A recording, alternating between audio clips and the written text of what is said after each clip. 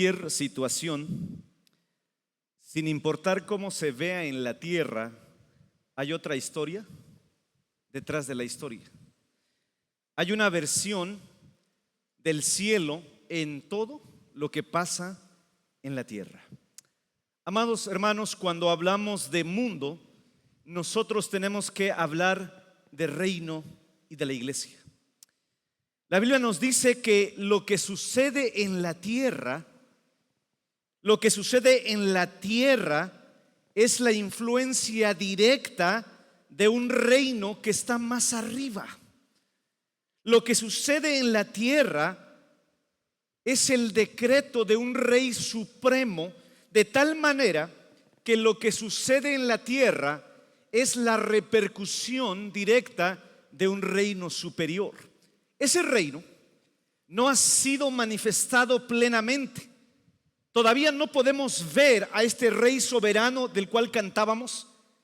No podemos ver visiblemente el reino porque en este momento su condición es espiritual.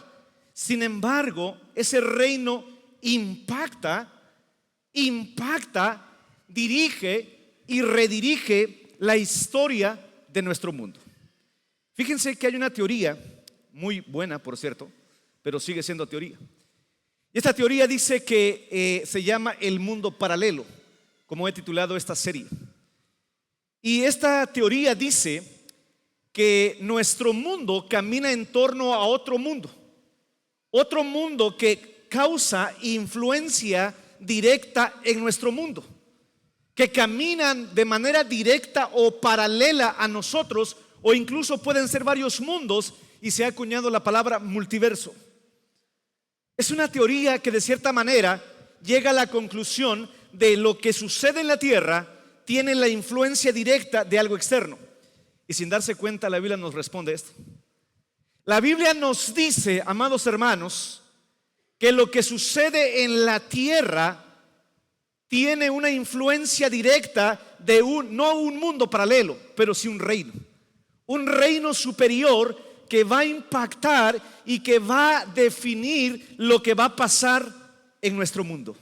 Así que, amados hermanos, les invito a esta maravillosa aventura del libro de Daniel, donde vamos a ver cómo Daniel nos muestra que el reino de Dios está impactando directamente en nuestro mundo constantemente. Aunque no veamos la presencia directa del reino y del rey, vivimos en una condición interesante que teológicamente se llama el ya y todavía no del reino de los cielos. Pero este reino está ya ejecutando sus planes en nosotros aquí y ahora. Y hoy vamos a comenzar. Les invito a poner de pie y orar por este sermón. Oremos. Pónganse de pie, por favor. Soberano Señor de los mundos, es tu imperio un imperio eternal. Tus mandatos profundos cumpliéndose están. Espíritu Santo, ilumínanos en esta hora. Toma mi vida como una pluma en tus manos para revelar tu palabra que es viva y eficaz. Prepara a tu iglesia para recordarnos que nosotros somos miembros del reino, pero también ayúdanos a mirar el reino de los cielos aquí y ahora, en medio del caos, en medio de las circunstancias contingentes en nuestro mundo. Nosotros queremos saber que son tus planes ejecutándose. Por eso venimos a ti pidiendo la iluminación de tu palabra para tu pueblo, para tu iglesia. Oramos también por los niños, por sus maestras, para que podamos nosotros también a una sola voz poder decir: habla, que tu siervo oye. Oramos en el nombre de Cristo Jesús. Amén. Así como están, quiero que leamos por favor el libro de Daniel, su capítulo 1, versículo 1. Y como siempre les digo, hermanos, cada serie que traemos está basada en algún libro, parte de la palabra. Así que, iglesia, tarea para el mes, leer el libro de Daniel. De manera especial no quiero que se inquieten hasta el capítulo 6. Quiero que lean del capítulo 1 al capítulo 6, porque del capítulo 6 en adelante comienza un lenguaje apocalíptico que voy a explicar, pero baste esta semana disfrutar con agua, ya voy a decir con café, pero hace mucho calor, así que con agua lea el libro de Daniel. Pero vean, todos a una sola voz vamos a leer el versículo 1. Vean cómo empieza. Ahora, concéntrense, olvídense de lo que está pasando a nuestro alrededor. Ahorita tenemos un contacto con el cielo, ¿ok? Y vean lo que dice, por favor, este texto. 1, 2, 3.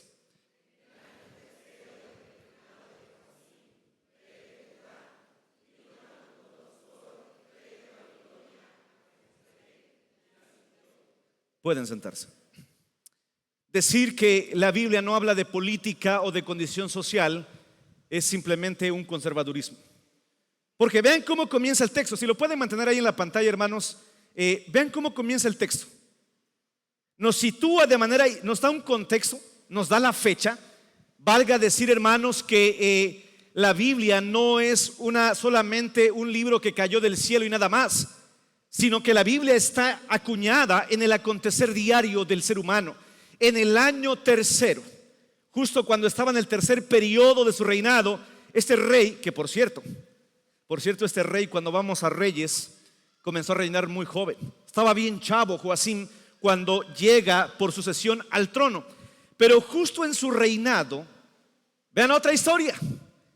Estamos hablando de Judá, y el pueblo ya se ha dividido de Dios porque existe el reino del norte y el reino del sur. Pero ahora el reino de Judá está en una crisis, porque viene un rey llamado, que su nombre está complicado, ¿no? El rey llamado Nabucodonosor. Y este rey, no quiero tardarme mucho en él porque no es el propósito, pero si usted gusta leer, era un rey muy interesante, que está en los anales de la historia humana, no solamente en la historia eclesiástica o cristiana, sino que podemos corroborar la historia de este rey llamado Nabucodonosor. Y este hombre era rey de Babilonia. Pero cuando él reinaba Babilonia, era el imperio babilónico el imperio más grande, entre paréntesis. Porque en la historia de nuestro mundo siempre van a haber imperios dominantes. Queramos o no querramos, la historia nos muestra que hay imperios dominantes, y en este caso el imperio que domina es el imperio babilónico. Y el imperio babilónico va a venir y va a sitiar a Judá. Pero la Biblia nos da detalles, hermanos, de tal manera que podamos encarnar la palabra, porque cuando el rey llega, este rey, todo rey tiene una estrategia política, social y religiosa. No se puede separar. Todo rey tiene una propuesta social, política y religiosa. Vean esto en el pasaje. Porque cuando este rey gobernante, el rey más poderoso, que de hecho lo vamos a ir viendo en el transcurso de Daniel y los sermones, que este se creía Dios. De hecho, la mayoría de los gobernantes llega un momento en que se creen divinos. Y este va a recibir su lección, y lo vamos a ver en el capítulo 3 y 4. Sin embargo, cuando llega y rodea Jerusalén, este rey captura al rey de Judá, y por consiguiente se viene, hermanos, abajo el reino de Judá. Ahora, quiero darte un detalle no menor. La era de Jerusalén, que funcionaba como una fuerza, escúchelo bien, geopolítica, se venía abajo. De hecho, Israel sigue siendo hoy un territorio interesante geopolíticamente hablando, pero no quiero navegar ahí. Sin embargo, llegaba a su fin, porque Babilonia estaba conquistando al pueblo. Hermanos, entonces, políticamente hablando, o de manera del gobierno, el rey de Judá llegaba a su fin. El pueblo políticamente se quedaba a merced de un rey pagano e inconverso. Por lo tanto, hermanos, en este momento llegaba la esclavitud. El gobierno ya no era un gobierno nacional, ni siquiera teocrático, es decir, un rey puesto por Dios, entre paréntesis. Entonces quedaba a merced de otro reino, de otro gobernante. Pero no solamente eso, sino que, como acabo de decir, este rey también tenía intereses religiosos. Vean lo que dice el versículo 3, por favor. Versículo 2, lo vamos a leer. Versículo 2. quiero que se enfoquen en la tercera parte. Vamos a dejar en la segunda parte. Y parte de los utensilios de la casa de Dios, y los trajo a tierra de Sinar, a la casa de su Dios. Y vean esto: y colocó los utensilios en la casa de ¿qué? ¿Ya vieron cómo está escrito Dios?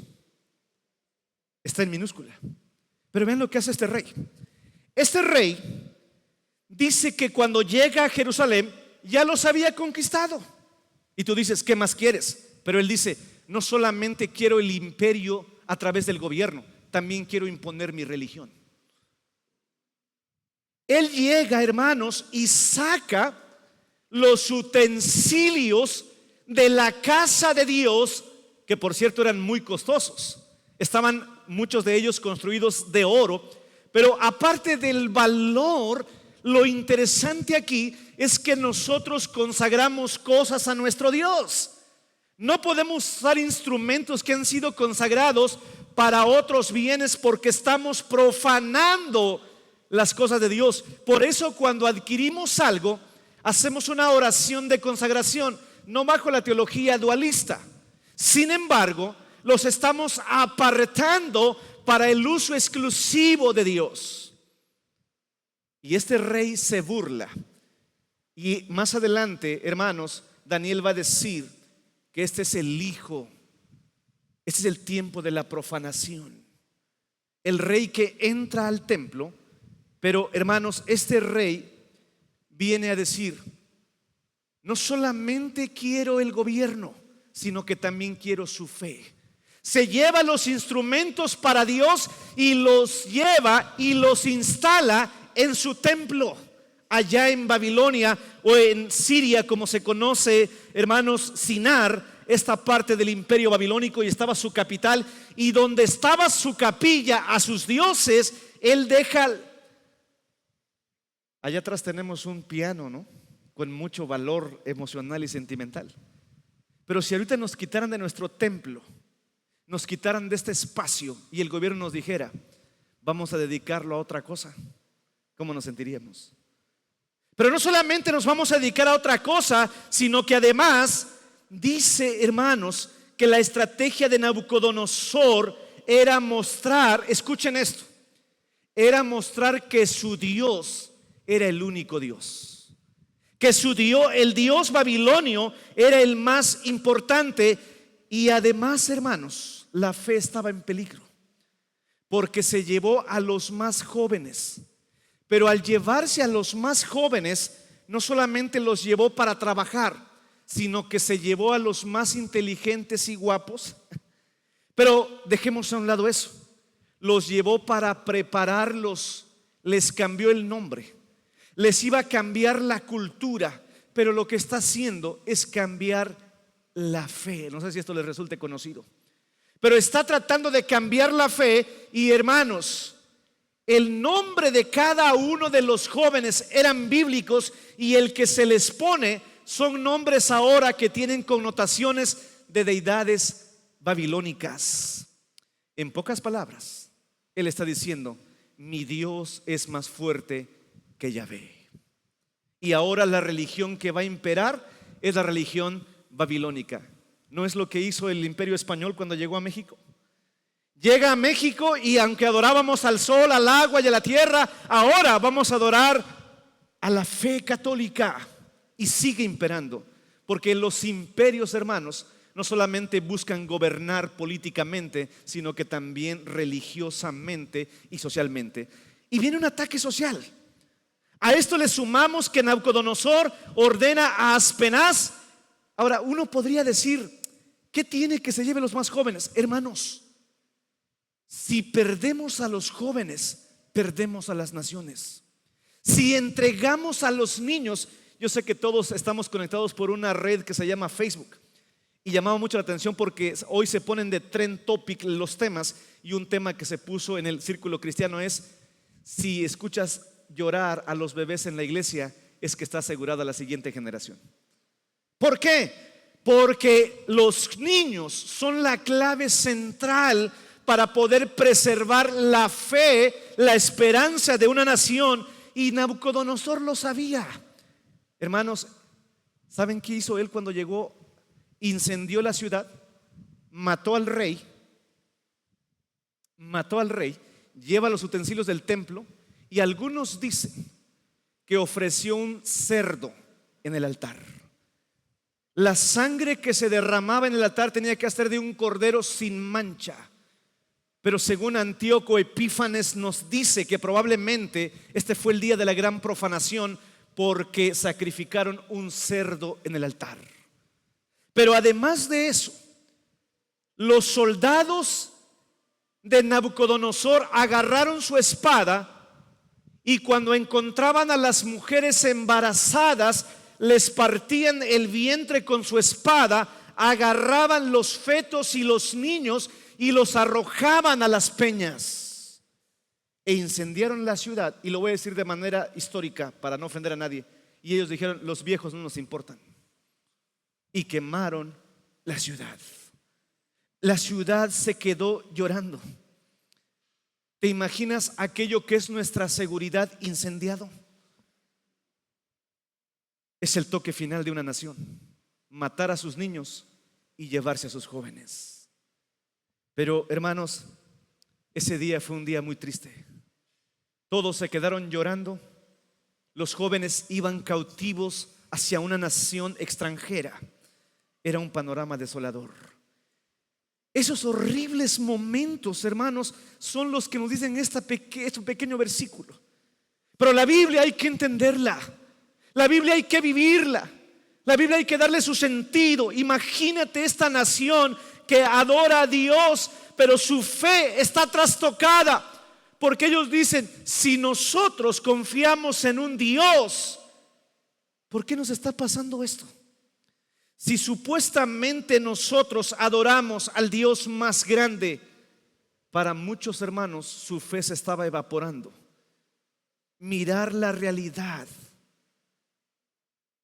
sangre por todos lados. Francis Schaeffer escribe un libro que se llama Muerte en la ciudad. Ese día, hermanos, fue el día de la gran desolación. Y por eso viene también este libro poético donde Israel está llorando, ¿no? Este libro donde se muestra la gran tristeza. Y cuando tu gobierno ha caído, cuando tu religión ha caído, cuando tu sociedad ha perdido a los niños y los jóvenes, lo que viene es tristeza, desesperanza, miedo. En medio de ese panorama aparece la revelación del profeta Daniel. En medio de un sentimiento donde pareciera ser que el reino del mal está ganando, donde pareciera ser que la violencia impera y avanza, donde la desesperanza, el miedo, aparece la revelación de Dios. Y yo quiero, por favor, hermano, que te pongas de pie y leas conmigo la primera frase 3 veces. Ponte de pie, nada más la primera frase, hasta donde está la coma. Léanlo con mucha convicción. 1, 2, 3.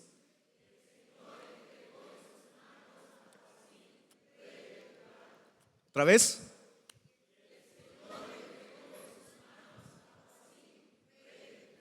Otra vez.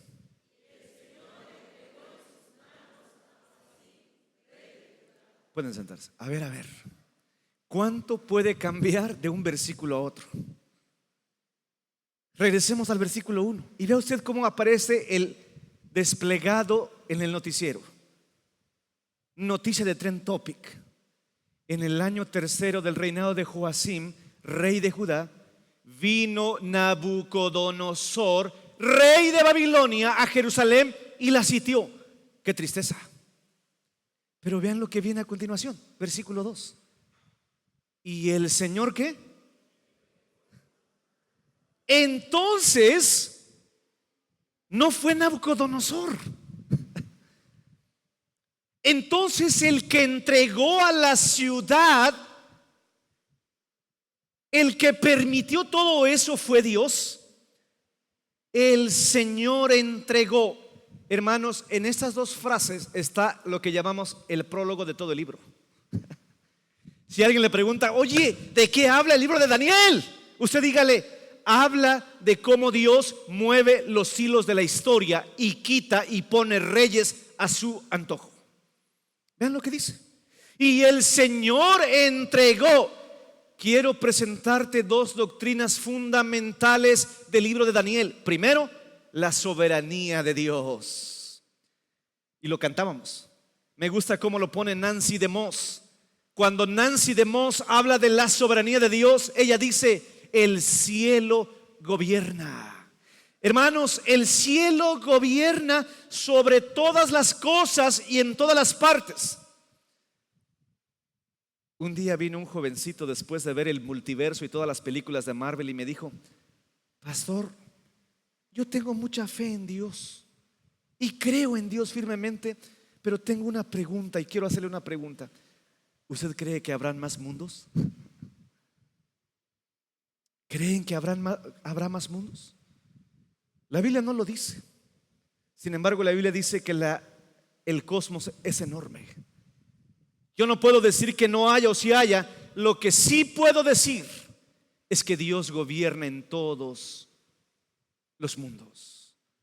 El Señor gobierna. Y yo le decía a mi esposa ahorita que cantábamos: y váyanse preparando con todas sus gargantas porque vamos a cantar nuevamente ese himno. El Señor gobierna incluso en el infierno.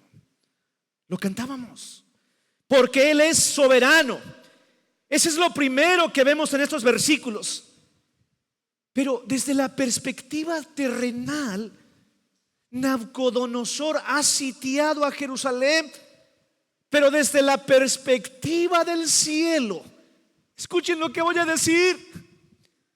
Desde la perspectiva del cielo, Nabucodonosor, el rey más famoso por su carácter cruel y religioso, es un siervo de Dios. Está haciendo la voluntad de Dios de tal manera, escuchen esto, de tal manera que la causa principal de la caída de Judá es que Dios está moviendo el corazón de Nabucodonosor. Quiero que vayan a Segunda de Reyes, segundo libro de Reyes, capítulo 24. Unos libros bien olvidados, los vamos a desempolvar. Segundo libro de Reyes, capítulo 24. Pónganse de pie, por favor, y en eso oxigenamos el calor. Segundo libro de Reyes, capítulo 24. Y quiero que leamos de manera alternada, por favor, hasta el versículo 4. Segundo libro de Reyes, capítulo 24, versículos 1 al versículo 4. Vayamos con el sentido. En su tiempo, es decir, de Joacim, subió en campaña Nabucodonosor, rey de Babilonia. Joacim vino a ser siervo por 3 años, pero luego volvió y se rebeló contra él.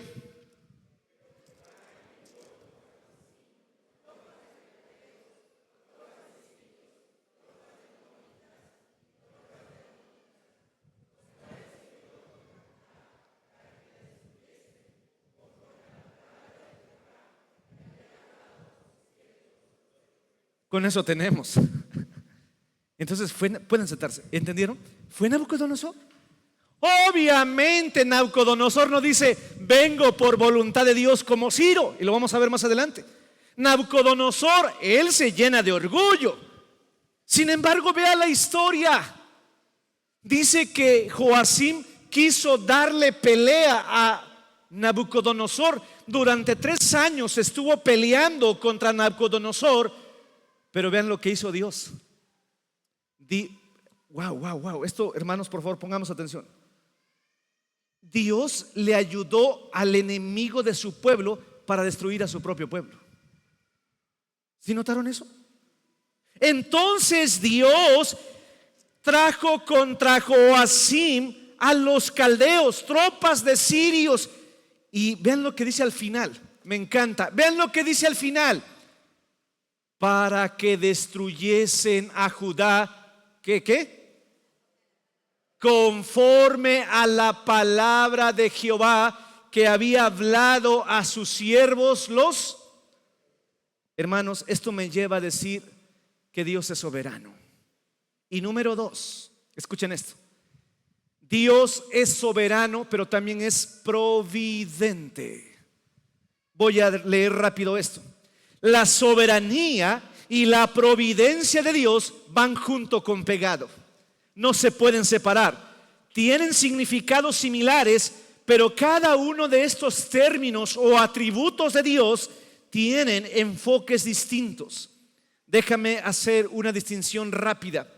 La soberanía, escuchen, la soberanía de Dios es su derecho como creador de gobernar todo lo creado.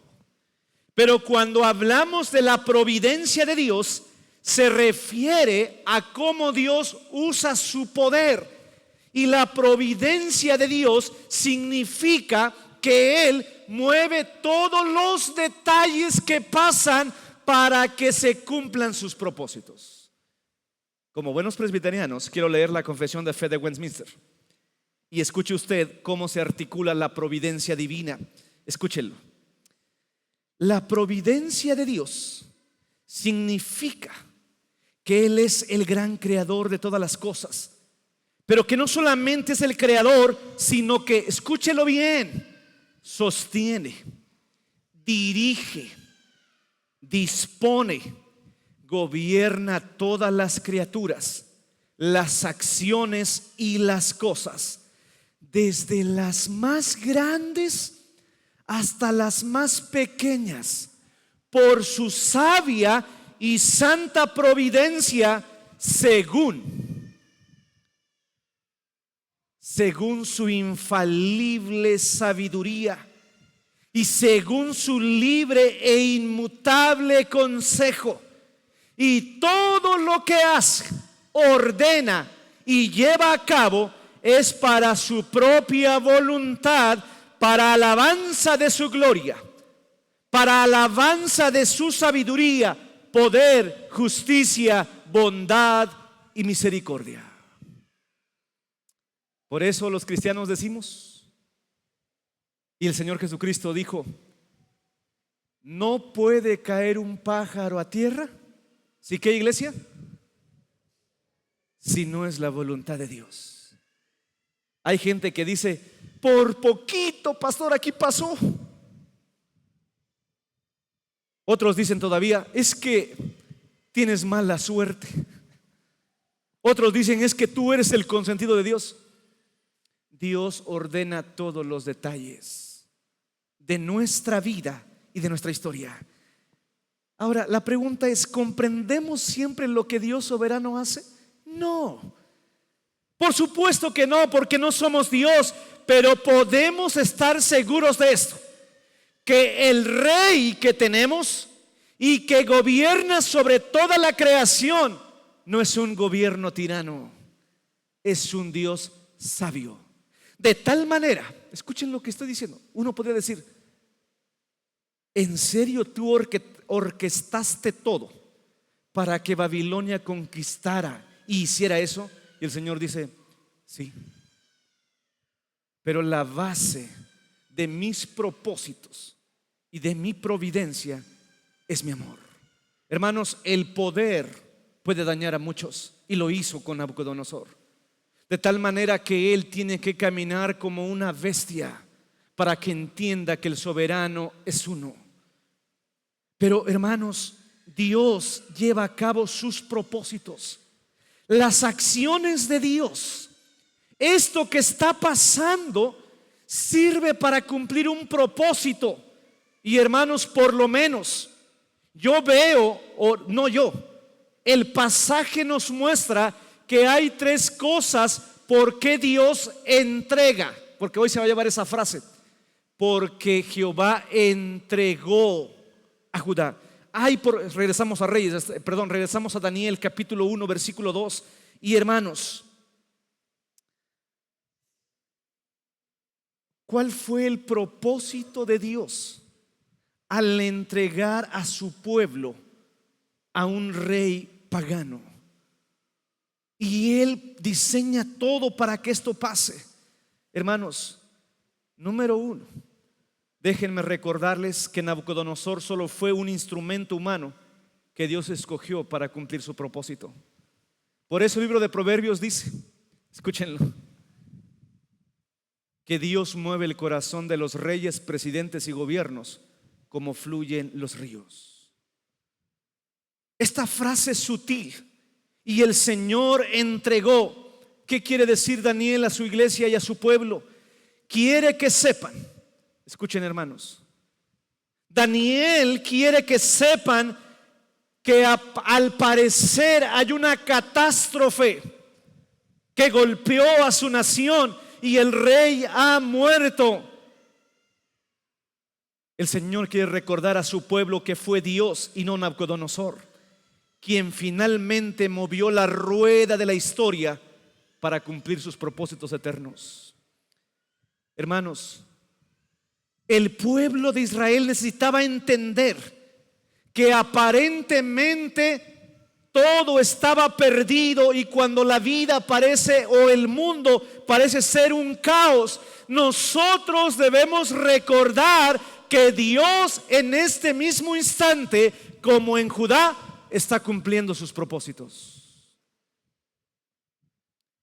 Dios es quien mueve la rueda de la historia para lograr sus fines eternos, y lo hace incluso en asuntos tan grandes de talla mundial. De talla mundial. Hermanos, esta frase, este libro nos enseña que Dios quita reyes y pone reyes, incluso en nuestros días. Que, hermanos, iglesia, que esto sea una palabra en primer lugar de consuelo y esperanza. Que sea una palabra de esperanza para nosotros, porque todo lo que está aconteciendo tal y como está pasando es la voluntad de Dios. Nosotros tenemos una perspectiva más allá de la aparente. Hermanos, nosotros antes de ser ciudadanos de Tuxtla y de México, somos ciudadanos del reino. Y este día hemos venido a nuestra embajada porque hemos venido a adorar a nuestro rey. Y es el rey de toda la creación. Es el rey de todo el mundo. Al entregar Dios a su pueblo en manos de Nabucodonosor, miren esto, hermanos, Daniel sabe que aunque va esclavo, y no crean ustedes que Daniel iba cantando Dios es bueno y poderoso mientras lo llevaban amarrado con sus amigos caminando hacia Babilonia, porque seguramente ¿quién va a querer dejar su país? Bueno, algunos aman a Estados Unidos, ¿verdad? Pero ¿quién va a querer dejar su casa? Orábamos hace 15 días por los hermanos cristianos que han sido expatriados de Chicomucelo, de Comalapa, que han caminado, y hermanos, platicar con ellos se enchina la piel. ¿Quién va a querer dejar su patria? Sin embargo, Daniel, aunque llega a Babilonia, y cuando llega a Babilonia, Dios le revela la verdadera perspectiva de la historia, y Dios le dice a Daniel: Daniel, permanece firme, porque si tú estás esclavo en Babilonia es porque te voy a usar, es porque yo te traje, es porque yo te preservé. Porque podríamos decir: ah, Daniel era buenazo, ¿no? O sea, Daniel era el más inteligente, y a veces me encantaría que sus cuates o amigos también hubiesen escrito sus libros, porque delante de la historia Daniel, Mesac, Abednego y todos los demás eran instrumentos en las manos de Dios. Daniel y sus amigos estaban en presencia del rey, pero era por la providencia de Dios para que él hablara la verdadera revelación de Dios y mostrara que el Dios poderoso no era el de Babilonia, sino que era el Dios de Israel. Tercera y última cosa, hermanos, ¿por qué Dios entregó a su pueblo en manos de Babilonia? Quiero que volvamos a Reyes 24. Pónganse de pie y otra vez oxigenamos.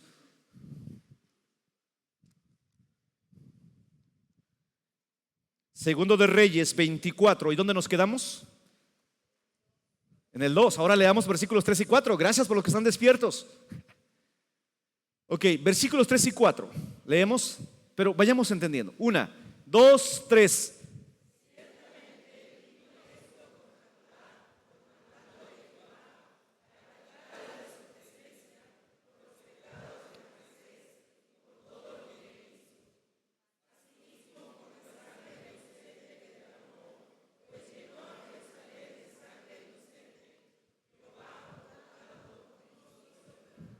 Pueden sentarse.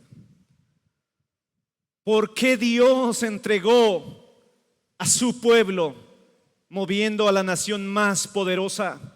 Porque estaba corrigiendo a su pueblo. Los va a llevar cautivos a esa nación durante muchos años.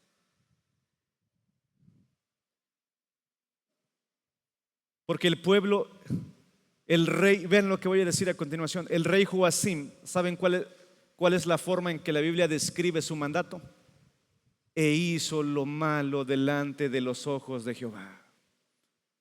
Y por lo tanto el Señor tuvo que entregar a esta nación para disciplinarlos. El mandato de Dios para mover las piezas, si el que mueve las piezas del ajedrez es Dios, y cuando Él mueve sus piezas, en este caso está mandando a su pueblo para purificarlo de la idolatría, de la desobediencia en la que habían caído. Así es como nos corrige el cielo, hermanos. Así es como nos corrige cuando estamos perdidos, cuando necesitamos de la gracia de Dios. Dice Martín Lutero, nuestro gran padre reformador, a veces Dios, para disciplinar a su pueblo, le envía en manos de gobernantes perversos. ¿Y saben una cosa? Mientras más persecución hay del Estado a la iglesia más ha florecido. ¿Escucharon esto? Y Dios, hermanos, cuando estamos perdidos, necesitamos el toque bondadoso, no cruel, de que Dios nos recuerde que Él tiene el control y que si Él considera necesario llamar nuestra distraída atención, lo va a hacer. Pero ninguno de nosotros, escuchen esto, ninguno de nosotros quisiera saber qué pasaría si Él no tiene el control. Él sigue teniendo el control, porque el Señor corrige a su pueblo. Pero escuchen esto, lo va a guardar, lo va a preservar, aunque lo envíe a la nación más sanguinaria y perversa, siempre mantendrá a su remanente. ¿Quién nos podrá separar del amor de Cristo? Nadie.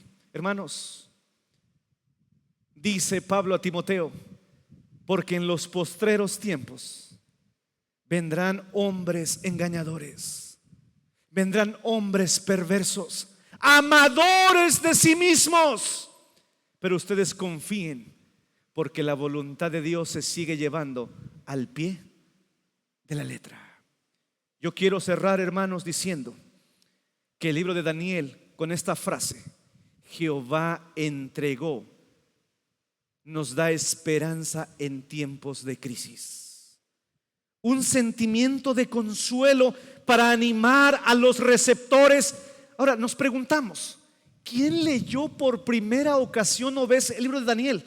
Fueron los que estaban expatriados, los que celebraban su culto a escondidas, porque aunque están en Babilonia, no renuncian a su fe. Aunque está su fe controlada por otro imperio, ellos siguen siendo fieles. Y hermanos, cuando llega el libro de Daniel es un bálsamo, porque están trabajando día y noche, porque son esclavos bajo Babilonia, pero en medio de ellos leen esta promesa de decir: el Señor gobierna y pronto regresaremos a nuestra tierra.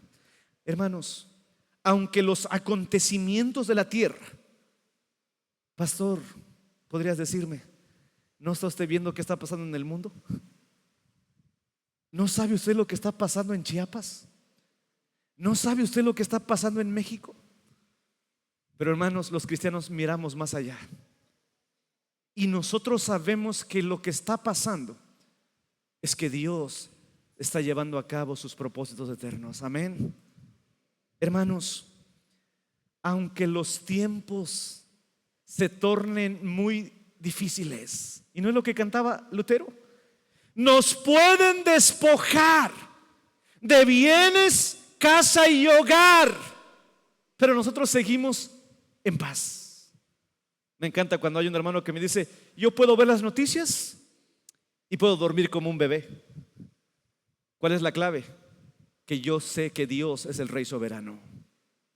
Hermanos, ¿cuál es el antídoto ante las noticias, aparte del té de tila o de ruda o de urusú, no sé cómo se llama? Es leer el libro de Daniel. Hermanos, lo que ocurre en el reino celestial, lo que Dios está permitiendo en su soberanía, está lleno de bondad y de sabiduría. Su plan y su propósito, hermanos, es un propósito lleno de amor y de misericordia. Y un día nosotros veremos la manifestación. Porque vean, mundo paralelo, llévense esta imagen. ¿Cuántos de los que aquí están ahorita creen que Dios nos está viendo? Voy a volver a preguntarlo. ¿Cuántos creen que Dios está aquí? ¿Cuántos creen que ahorita al cantar el Señor nos está escuchando? Es más, mandó a decir a los ángeles así: los redimidos en la tierra me están cantando. Ahora, hay algo que en este momento nos divide, como la cámara de Heiser, ¿no? Cuando llegan a entrevistar y están afuera, los que están adentro no pueden ver, pero los que están afuera están viendo todo. Dios está viendo ahorita todo. Y aún lo que va a pasar este día domingo, que muchos llaman es histórico. Dios está, la voluntad de Dios se va a llevar a cabo hoy y los días por venir. Pero lo que te quiero decir, hermanos, es que Dios está aquí. Y ahora no lo podemos ver, pero es un mundo paralelo. Es ese universo el que un día va a ser traspasado y le veremos cara a cara. Pero yo quiero que te vayas hoy con la esperanza de decir: el cielo gobierna. Es una verdad calibradora. Pone nuestra visión de Dios, de nosotros mismos y de nuestros problemas en perspectiva correcta. Lo que está pasando y lo que vemos no es el estado último de las cosas, porque por fe andamos y no por vista. A menudo nuestro rey y su reino se sienten muy lejos, pero Jesús y su reino aparecen hoy para decirnos: yo sigo presente. Aunque no me puedas ver, quiero que me sientas a través de mi Espíritu Santo, porque yo estoy con ustedes y sigo gobernando y sigo llevando a cabo mi plan tal y como me lo he propuesto. Hermanos, los cristianos tenemos un rey soberano. Pónganse de pie y terminamos cantando este himno, que es el himno número 60. Por cierto, el himno que nos identifica a los presbiterianos: soberano, Señor de los mundos. Si no me equivoco, cante con todo su corazón y con toda su fuerza, porque el cielo gobierna. Cantamos y después dejo el micrófono a nuestra hermana que nos dirige el día de hoy.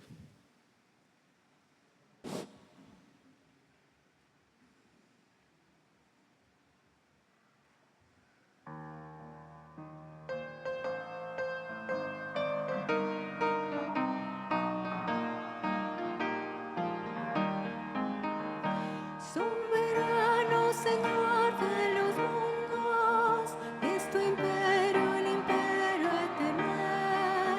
Tus mandatos, mandatos profundos, que deseamos con gusto acatar. Obedientes a ti sometidos, estaremos por siempre jamás, pues que somos por ti redimidos, y en tus leyes queremos andar.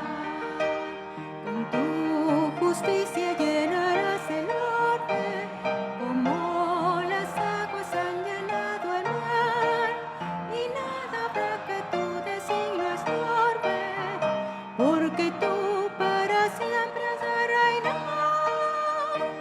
Soberano Señor Dios eterno, tus decretos cumpliéndose están. En el cielo, la tierra, el averno,